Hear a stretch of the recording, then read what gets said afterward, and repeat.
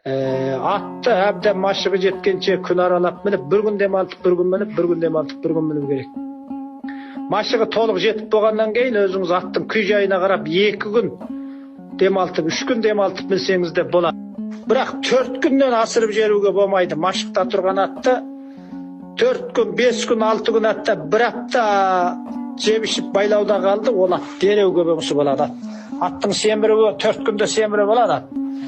Сондықтан машығы жеткен атты 2 күнде бір, чолаңыз тимей қалған жағдайда 3 күнде бір мінсеңіз болады. Ал енді машығы толық жеткенге дейінгі аралықта күн аралап бір күн демалтып, бір күн демалтып, бір күн мініп тоқтатпай мініп отырасыз. Енді менің тәжірибем атты қосуға жақындағанда бір 2 апта қалды дегенде 100 километр жерге барып келетін бір әдетім бар. 100 километр жерге барып келемін, барып келуіменен жаңағы 200 километр немесе 150 километр болып кетеді. Немесе 50 километрден болса барып келу 100 километр болады. 100 километрде 150 километр аралығына бір сапарлап келетін әдетім бар. Мәселен, біз мынау тау бөктерінде отырамын, Чапчалдың. Менің тұрған жерім менен Найнушан орталығы аралығы 50-55 километр жол. Соған атым әбден жарап, терін алып, дайындап, бәйгегенді қосуға бір 2 апта қалды дегенде, сол отырған Ләндүйден Найнушанға бір барып келемін. Барып қонып, ертесі аттың белін көтеріп, бір күн демалтып, оның ертесі қайтадан тауға қарай жүріп кетемін.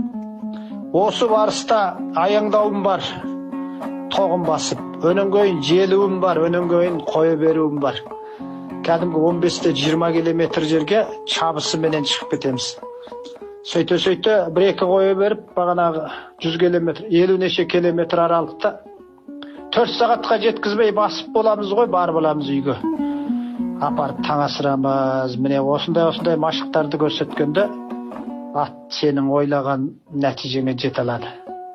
Артық жерін алып тастап, кем жерін қосып, пайдалы жерін кәдеге жаратсаңыздар болады. Бағанағы атты тәрбиелеу барысында, жарату барысында мініп жүрген атыңыздың қаретті немесе майетті ат екендігін парықтап алу өте маңызды. Сөзерін айтпай кетіптім, сөзерін қыстырып қояйын. Мұна майетті ат, қызылаш ат дейміз ғой әдетте. Мұндай аттар бабы қиынырақ болады, оны енді өте мықты баптамаса өңірой барықтап кеткен құсап алдап кетеді, әмәлиятта ішінде май қалып қалады. Ондай қызылаш аттардың, майетті аттардың. Соны бірден бір білетін әдіс, жалын ұстап көру керек. Жалы босамаса, ол атта әлі ішінде май бар екендігі белгілі болады. Жаңағындай қызылаш аттарды қайырған кезде оны сөзсіз солқылдағы жалға келтіру керек. Солқылдағы өкпе жалға келгенде ол ат жүгіреді. Ал енді қаретті ат ода алдап кетеді, тырсиып семіз құсап көрініп, семіріп алған құсап көрінеді. Әмәлиятта қаретті ат көп май жинамайды, ішіне көп май жинамайды ондай аттар.